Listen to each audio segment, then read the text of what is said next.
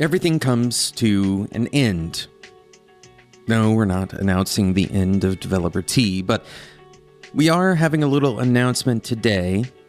But I want to explore this idea that everything comes to an end and talk a little bit more about what that could mean for us as software engineers and as people, and how we can approach that more mindfully. My name is Jonathan Cottrell. You're listening to Developer T. And my goal on this show is to help driven developers like you find clarity, perspective, and purpose in their careers.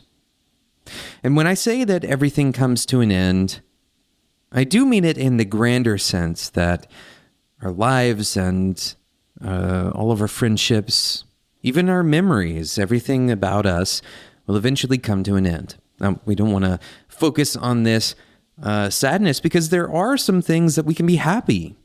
In fact, theoretically, we can be happy about all of it. But this also means that the bad things come to an end, the things that are unpleasant. For many people, that might include this year.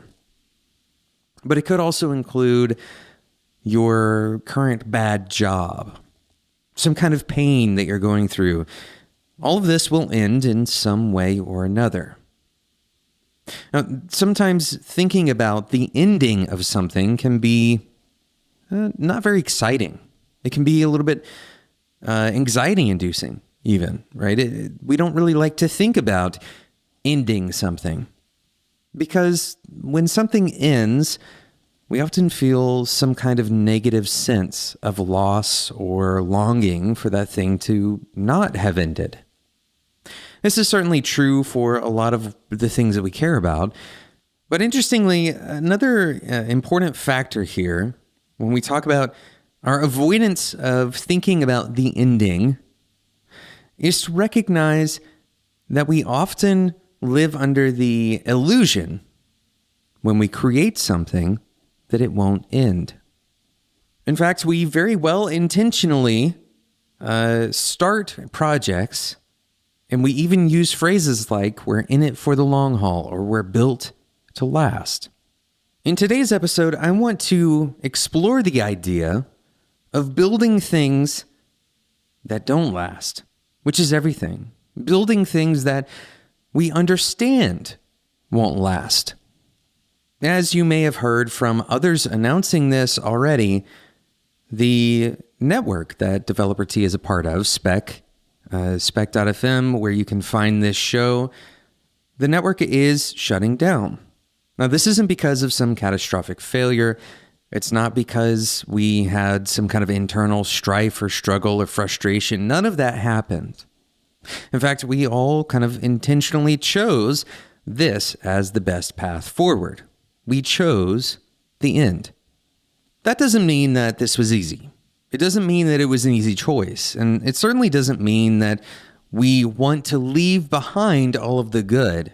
We want to carry forward the good. We want to kind of honor the legacy of this company that we've built, even though we're shutting it down. And this may feel like a shock, like the language doesn't make sense. And we're going to walk through a little bit of why this approach should be, and very rarely do we say should on this show, but it should be the way that we imagine all of our work. Before we do that, I want to talk about today's sponsor, Linode. Linode has been with us since basically the beginning of Developer T and of Spec. They've been on and off sponsors for many years now, and there's a reason for that. It's because Linode has stuck around investing in software engineers for years. With Linode, you can simplify your infrastructure, cut your cloud bills in half. With their virtual machines, you can develop, deploy, and scale your modern applications faster and easier. Whether you're developing a personal project or managing larger workloads, you deserve simple, affordable, and accessible cloud computing solutions. Linode has one of the best listener deals that I've ever heard of on a podcast. It's $100 in free credit, not 20, not 50, 100 in free credit for listeners of Developer T. You can find all the details at linode.com/developer-t, and $100 carries you a long way on Linode. Remember, their plans start at $5 a month, and you get 24/7 human support That's support regardless of what you choose to spin up. You don't have to have a $20 server a month. You can get that at their entry-level plans. You can choose shared and dedicated compute instances, or you can use your $100 of credit on S3-compatible object storage, managed Kubernetes, and much more. If it runs on Linux, it will run on Linode. Visit linode.com/developer-t and click on Create Free Account. That's a button that you'll click on to get started, and you'll get that $100 worth of credit. Thanks again to Linode for sponsoring today's episode of Developer Tea. I'm very proud of the work that we've done at Spec. As many of you probably know, this podcast turned 6 years old on January 5th, and Spec is right behind that. We started Spec not too long after that. And the work that we did with Spec was largely just support. We supported the hosts of some incredible shows.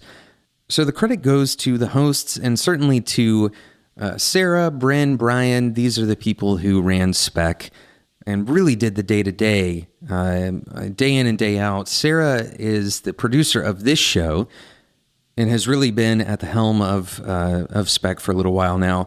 At the very beginning, Bryn and Brian and myself, we started the podcast, and Sarah was there along the way at that point too. And we couldn't have done this without the listeners. We certainly couldn't have done it without the shows. We're very proud of the work we've done, and I just wanted to take a moment to talk about it because it's been such an important part of the life of this podcast. It's probably been an important part of your podcast listening experience, because if you're listening to Developer Tea, then you've probably heard of these other shows as well. The thing that we're most proud of is that we were able to pay out to the hosts of the shows of Spec.fm. We were able to pay out over $700,000 worth over the course of our lifetime as a network. And this is not our full-time jobs. Nobody on the network was really totally dedicated to this 100%. So this has been such an incredible process. But I wanted to bring this up not just to talk about, all of the good work we've done, but rather to talk about how well the shutting down and stopping process is going, because we've chosen to do this. We've chosen to have a company, to have a network that is flexible enough, that has the right kind of people, where shutting down is healthy, where the deconstruction process, right? We construct this network over the course of many years. Now we're deconstructing it. The deconstruction process is not a demolition process. Right? We aren't destroying everything through some violent step. Instead, we're taking it apart so that the pieces that are important to carry forward remain intact. And this is so often missed. We often build things imagining, tricking ourselves into thinking that they're going to last forever.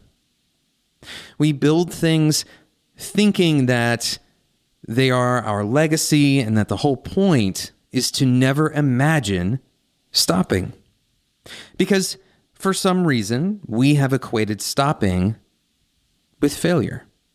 So I want to encourage you to think more as you go through your work, as you go through your life, even as you're planning your career. Think more about what it means for this to end. What does it mean for your relationship with the client to end? What happens when you're no longer working on that project? What happens when you're no longer working for that startup? Or what happens when that startup is gone altogether? These are not scary events. In fact, they are inevitable events. The only question is when. When will this end? We knew all along that Spec would shut down one way or the other. We didn't know exactly when, but we knew it would happen. And so when you know there's an inevitability here that everything that you do will come to an end, when you can accept that, then you can start to design the deconstruction process. It's very easy let's imagine that you're taking apart an engine to replace a part that's deeply embedded in that engine. It's very easy to take the engine apart. And there might be a few tricky parts, but for the most part, you're finding the right sockets, you're pulling the pins out. Taking the engine apart is largely a kind of imperative discovery process. Now, once you've taken that engine apart, if you were to stare at the pile of parts that you kind of haphazardly, threw on the ground as you were deconstructing this thing, it would be very hard to go back and put it back together. And for this reason, deconstruction is very often mindless. We don't think about the process of deconstruction. We don't think about the process of taking something apart nearly as much as we think about the process of putting something together. We often don't imagine that constructing software, right, from the ground up, we often don't imagine that is inextricably linked to the process of reconstruction, which is deconstructing and then constructing again. When we think about deconstruction, when we think about something ending or transforming from one form to another, it's common to allow our brains the freedom of not thinking about the deconstruction process. Because we imagine that deconstruction is just falling apart, that we can drop our stick of dynamite in and it's all going to come apart however it will. But we do so much deconstruction as fundamental steps in our lives. Even looking for a bug in your software is really a process of deconstruction. Most of our efforts in understanding the world could be boiled down to deconstruction. In fact, the vast majority of what we do is observational and kind of at its core is a process of deconstruction. So it makes sense for us to imagine the end. Imagine how this comes apart. Spend more time thinking about how things change rather than how they should be.